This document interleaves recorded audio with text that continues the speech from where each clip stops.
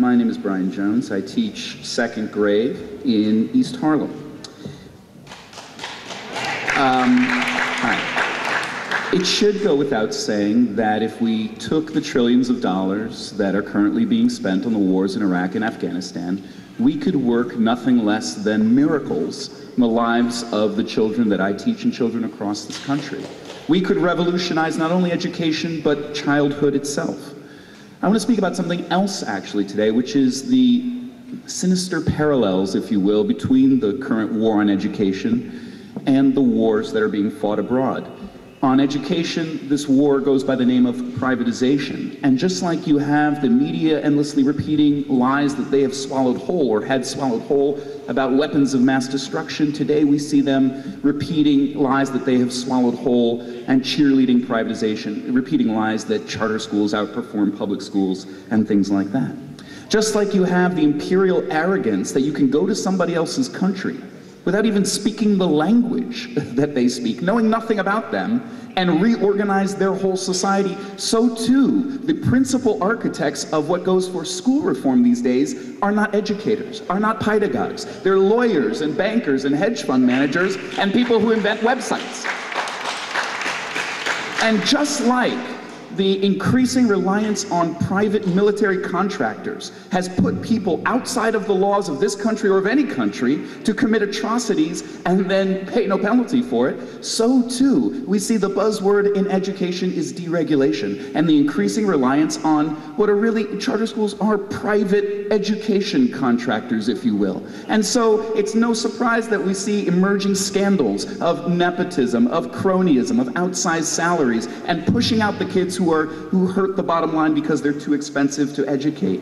I don't think it's a stretch to make these connections. In the last year of his life, Dr. King made these very connections in a church in Harlem. On April 4th, 1967, he spoke out against what he called the giant triplets of racism, extreme materialism, and militarism. Because these things that I mentioned are really symptoms of a deeper problem that's going on in the world today, which is that the whole world, whether it's a humble village in Afghanistan or my classroom, it all must be reorganized along the imperatives of profit and power. That is why we get the arrogance, the ignorance, and the assault, the war at home and abroad. Lastly, I just want to say that King said something that I think we all must grapple with, which is that, you know, they say that true compassion is flinging a coin to a beggar. But one day we must see that an edifice which produces beggars needs restructuring. That kind of restructuring that we want to do should be the business of the anti-war movement and those who are standing up for public education. Thank you. I'm speaking with Brian Jones, and we're going to go into a little more depth in the subject he talked at the conference. You were getting into this business of privatization in education. If you could sort of elaborate that. Yeah, well, what I mean is that we're right now, teachers feel that schools are being held hostage to the idea that, when school budgets are being held hostage to the idea that what is really needed is to get all of these regulations and unions and all of these kinds of things out of the way and let the free market do wonderful things in education. And I think we should remember the debate we just had about healthcare, where really you saw people in this country clamoring for a public option. The idea was people wanted to get profit out of the way so that more and more of the dollar, the healthcare dollars, could be used on healing people. Similarly, in education, I teach in Harlem, where we have more charter schools per square inch than anywhere else on earth, to my knowledge, with perhaps the exception of New Orleans. And you teach in a charter or a public? No, I teach in a public school in East Harlem. I teach second grade. And for example, let me just give you one example. A charter school that has moved into my building, as I walk through Harlem, I see ads for the charter school on billboards, on buses, on bus stops. Parents tell me that they're receiving 10 or 12 copies of high-color, glossy, foldable brochures, and each parent's receiving 10 or 12 copies in their mailbox. It's an incredibly expensive advertising campaign, and we found out that they've retained the services of Madison Avenue ad firms. So the madmen are making ads for these people. So what's my little school to do? And I'll tell you, my school's a good school. We're actually the top-rated public school in District 5 in our district, but the brochure that we have for my school, to my knowledge, was made on Microsoft Word. And you can get a grainy photocopy of it, on request, but we don't really have them and give them out. I don't think my school should have to open an advertising department. I don't think more and more of our education dollars should be spent on competition between schools. There was fear that these charters would get the best and brightest and leave the special ed kids and so on. Is that happening? Well, the fears have been confirmed. I spoke at NBC did this very pro-charter, pro-privatization summit called Education Nation. I spoke about this at their summit. I went to the summit and I spoke about it. And the people on the panel responded by saying, it's a non-issue. We've looked at the numbers, the same number of kids going to charter schools as going to public schools, moving from one to the other. It's not a question of raw numbers. It's a question of which kids, as you exactly put. What we're finding, and I find this in my experience every year as a public school teacher, is that usually around, it can be September, October, it can even be November, December, as we get closer to those high stakes tests that we all live and die by, increasingly, a student will arrive at my door. A student who's been counseled out of a charter school. And we have such students right now in my school. And you can't say that it's a non-issue. It's happening. Students, I'm thinking of one young girl in particular, she's not a behavior problem. It's not really a question of behavior. She's a slow learner. And therefore she's too expensive to educate. Maybe her test scores aren't rising fast enough. So you have kids who've literally won the lottery and then lost it. And that's a real issue. Just one more thing to tell you, the 2008-2009 school year, the Department of Education put out its own accountability report on charters, and it found that charter schools in New York City were outperforming the public schools by test scores, if you take the test scores. But it had also another finding that was very interesting, which was that the kids in the public schools, they moved more. They made greater progress.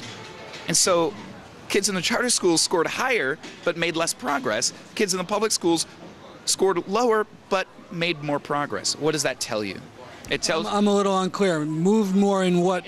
In their test scores, in other words. And so I think on a number of different ways, anecdotally, the accountability reports, there's a number of different ways that you see this pattern of charter schools finding a way to make sure that they enroll high-scoring kids, and kids with special needs, kids who are English language learners, kids who need special education are being pushed out the door. Well, what is the AFT union doing about this? Well, it seems to me that, well, I just have to be honest and say I disagree with the AFT's strategy. It seems that the AFT, to me, is trying to stop these attacks by letting the wolf in the door. And I think their idea is, you can't beat them, join them. But it seems to me that as educators, if we're looking at these reforms and if we understand that they actually are bad for children in the long run, then we have a duty to be against them. And films like Waiting for Superman are, coming out and trying to demonize teachers and make it seem like teachers' unions are the problems. Interestingly, they point to countries as success models where teachers are even more unionized than they are here. Finland, for example, 98% of their teachers are in unions, and interestingly, 70% of their entire population are in unions. But you notice Finland has 2% poverty, whereas here we have nearly 1 out of every 4 kids, 25%, nearly, kids in the United States are living in poverty. And so I think a lot of this union bashing and push towards privatization and teacher bashing is part of an effort to ignore those deep questions of poverty and racism in this country. It's a way to pin those things, amazingly, on teachers and absolve the wealthy, absolve the powerful, absolve those who have gotten fantastically wealthy, who've been bailed out. Absolve those people of any responsibility to do anything about those things. Last question, are there forces within the union who want to take a more resistant stance? Absolutely, and you see actually in Los Angeles a new leadership came to power in the union that is taking a more forthright stance against all this high stakes testing, all of the teacher bashing and union bashing. You see a new reform group of teachers have taken power in the Chicago Teachers Union, and you see community struggles breaking out. How about in New York? In New York, you see there are a lot of different types of teacher and education activists, parent activists, who were starting to come together and work together more and more to defend schools that are being unfairly closed, to fight against the co-location of charter schools with public schools in ways that push out the public schools. So there's a number of different skirmishes going on where teachers and educators and students are getting together to try to defend and strengthen and fight for what we think would be real improvements in public education. And that is happening in New York. Thank you very much. Thank you. That's our program for today. See you next week at this time. I'm Stanley Heller. This is The Struggle.